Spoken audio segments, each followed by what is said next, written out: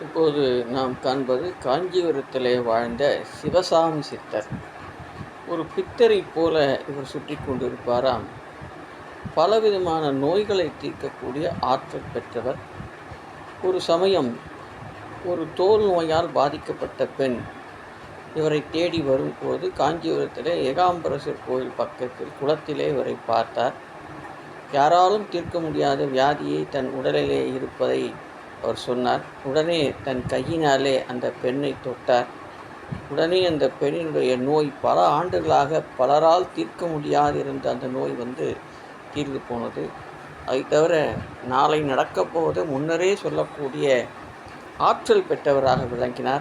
பலரை நோயிலிருந்து அந்த நோய் நீக்கத்தை நீக்கிய சித்தராக விளங்கினார். இவருடைய சமாதி பெரிய காஞ்சிபுரத்திலே இருக்கிறது. அவரை வணங்கி குரு அருளை பெறுவோம். நன்றி.